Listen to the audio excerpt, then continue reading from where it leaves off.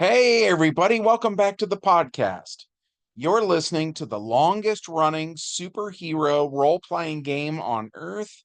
I'm your host, the Game Master, and in this one, we're talking about a module for TSR's old Marvel Superheroes role playing game called Cat's Paw, featuring the superhero team known as Alpha Flight. But before we get into it, smash that like button, make sure you're subscribed, ring the bell for notifications, and leave us a comment. We've got a great community here, and it's all thanks to you. Thank you so much for being here. With all that said, let's dive in. The prologue to this one takes place in 1984 in Canada, in the city of Hull, just north of Ottawa, where Canada's greatest heroes meet. Aurora, Puck, Sasquatch, Shaman, and Snowbird, the heroes better known as Alpha Flight. They've been assembled by Heather Hudson, Jean Punrouge, and Gary Cody, former government liaison to Alpha Flight. And they have bad news. Simon Hedley Brown, a Canadian Secret Service agent, is at death's door. He was a friend to the team, and earlier that day, he was found stumbling through a small park in Hull and looked like he'd been mauled by animals. Now he's listed in critical condition at St. Anne's Hospital. According to Cody, Simon was working undercover to investigate security leaks in a government project. His reports said he was onto something big, but he gave no details. His last message was that he was looking forward to a meeting with the other side. Nothing more is known. Heather and Cody want Alpha Flight to find out who's responsible, finish Simon's mission, and bring Simon's attackers to justice. They say that Jean Punrouge will assist them on this mission and that his code name is Bear. Puck asks what Jean can do, so he transforms into a huge werebear with brown fur. Snowbird finds this interesting since she too can turn into cold weather animals. Aurora asks what Simon was investigating, and Cody says he was looking into security leaks at hydroelectric plants involving construction equipment. Since there are over 50 such projects currently being built, there's no way to know which projects Simon was working on. So the meeting comes to an end and Alpha Flight gets to work, which brings us to the main plot, which takes place not long after that at St. Anne's Hospital, where Simon is resting under sedation. The heroes speak with the medical personnel and discover that Simon's last words before going under were James Bay. James Bay is an inlet off Hudson Bay and the site of several large government hydroelectric projects. In the hospital, the bear learns what Simon smells like, which is going to come into play later. After that, the heroes go to the park where Simon was attacked, and the bear follows his scent and occasional splatters of blood to determine the route Simon took to reach the park. The route can easily be traced to an old manor in a residential area known as the Harris House. As soon as the heroes approach the manor, they meet Jamie Mitchells, a 7-year-old boy who runs up to the heroes and announces that he's their biggest fan, saying that Sasquatch is his favorite. The heroes enter, and it turns out this place is being used as a hideout for Constrictor and Sabretooth. So a fight breaks out, and the heroes win. The villains are taken into custody, and in the basement, they find high-speed computers and a radio hookup. The computers contain stolen tapes concerning James Bay Project Number 7. Inspection of the equipment in the basement reveals that it was being disassembled, evidence that the villains got what they wanted. This is apparently the big leak that Simon was investigating. Speaking of which, Simon Hedley Brown regains consciousness in 36 hours in serious condition, but no longer is near death. He explains that he made contact with a leak who is passing information about construction plans on schedules on James Bay Project Number 7 to a mysterious employer, an employer that neither Constrictor nor Sabretooth will reveal. They are turned over to the proper authorities. So Heather arranges for Alpha Flight and their alter egos to pose as a government inspection team visiting James Bay. She gives the heroes security passes for their secret identities and arranges for the team to have use of an O'Hara Skylighter jetcopter. Heather accompanies the team, but Cody stays behind. Ross Kincaid, chief engineer, meets the heroes at the helipad. Ross is a burly, friendly man who is cordial to the visiting inspectors and is willing to discuss the problems he's been having with Project 7. One of Kincaid's problems is massive theft of supplies. Entire warehouses of material are disappearing in spite of locks and guards. He's most concerned that the thieves, whoever they are, will steal the large generator coils for the power plant. He has them under 24-hour guard until their installation scheduled for later that day. Suddenly, the air is shattered by the sound of an explosion coming from the power dam site. A flash of green catches the eyes of the heroes. Even from this distance, they recognize the form of the Incredible Hulk bounding into the work site.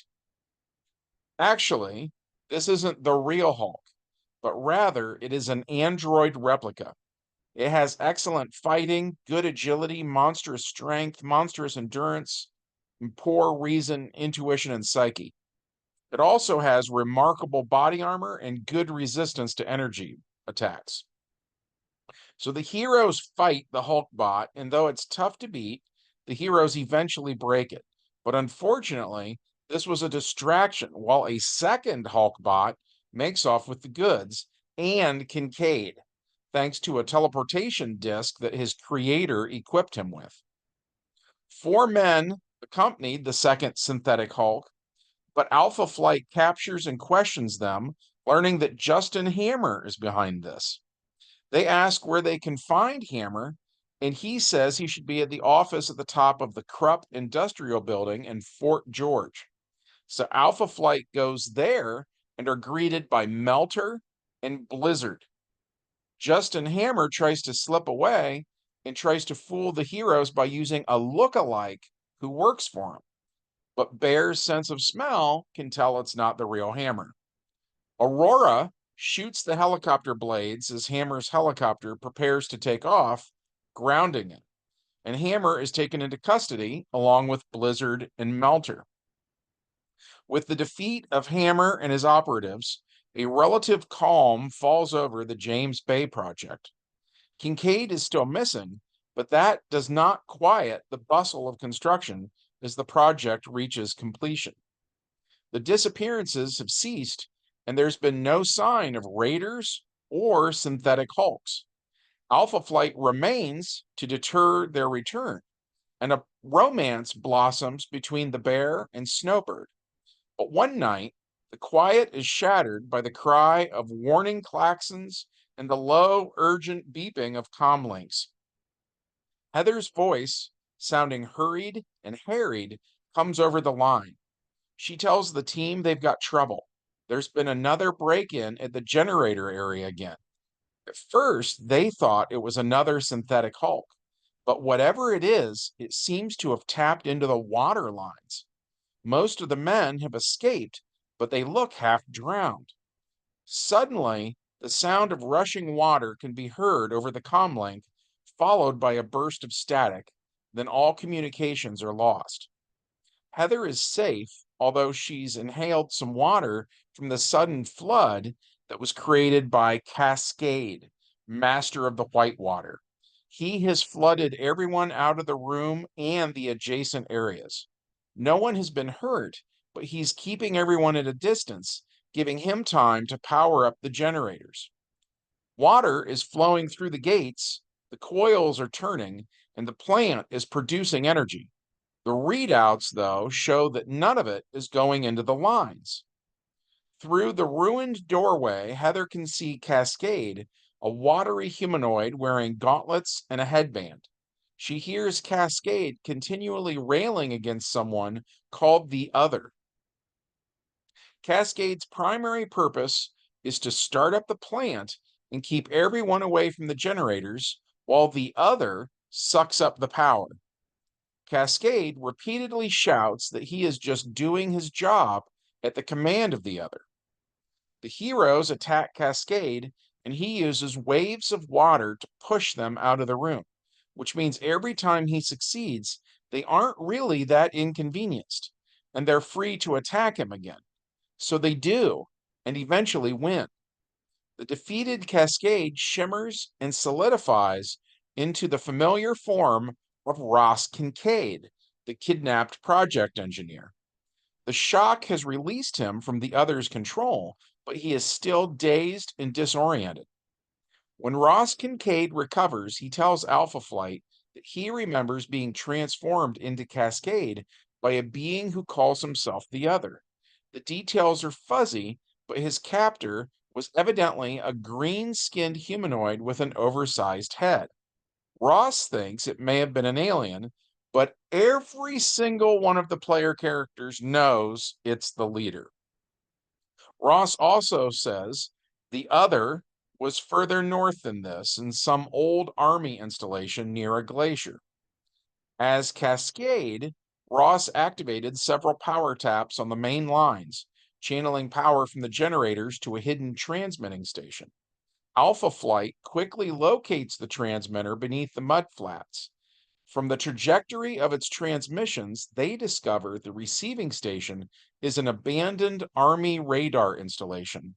So Alpha Flight is loaded onto a plane and they fly north. Snowbird senses an eerie presence. A shiver runs down Shaman's spine, and the bear's danger sense is tingling.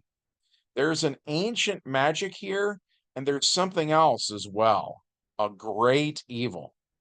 Beside the bleak station, a modern apparatus that looks like a drill rig bores into the glacial ice. A dim, dark stain can be seen below the cracking surface of the ice. Four huge humanoid forms stand between Alpha Flight and the station, and above them hovers the leader. "Good day, heroes," he cackles. "A pity you could not have come sooner. Now you are too late to stop me from tapping the greatest power in the world." Alpha Flight fights the leader, and knocking him out is easy. But fighting four synthetic Hulks is brutal. So in the end, all four robots are destroyed, and things finally seem to be over. But then the ice of the glacier cracks and groans, and a huge cat-like paw breaks through the ice, looking like a cloud of dark smoke. A second claw follows, then the head of a huge mountain lion with eyes of gold. A voice unheard in countless centuries echoes over the tundra. "At last, my imprisonment is ended. Chimera walks the earth again." Newly freed from its icy prison, a great smoke black creature towers above the field of ice. It resembles a mountain lion 20 feet tall at the shoulder. Its claws shine like polished ebony, and its eyes and maw shine with a hellish electric yellow glow. It is Chimera the Cloudstalker, a hell beast of old, and it is free once more. Chimera smashes the ice boar and the leader's station, ignoring all other actions that round. The bear uses an ability called Mother's Touch to restore his companion's lost hit points, and then Alpha Flight attacks Chimera. Snowbird chooses the form of a huge bear with white fur, which is interesting. She tears into Chimera with her claws. The bear and Sasquatch get in there and claw away too. Chimera, for some reason, particularly hates Snowbird, so the bear takes the attacks that were meant for her, playing the role of human shield. His regeneration helps for a while, but ultimately he's defeated. Everyone continues to attack, which is almost hopeless. because Kaimara's stats are crazy high. What ultimately saves the day is Aurora, who shoots the ground under the giant cat, causing it to fall back into the water. Shaman then freezes the ice, and once again, Kaimara is contained. Having finally dealt with all of this nonsense, Alpha Flight heads home for some much needed rest and relaxation. And the bear and Snowbird conceive a child, which brings us to our epilogue. That baby grows up to be a hero named Polar Bear, who has all of his parents' powers, but he's even better known for his love of ice hockey and Canadian beer.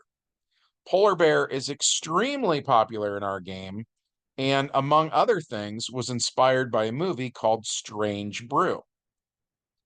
Anyways, so that was it for the Cat's Paw adventure.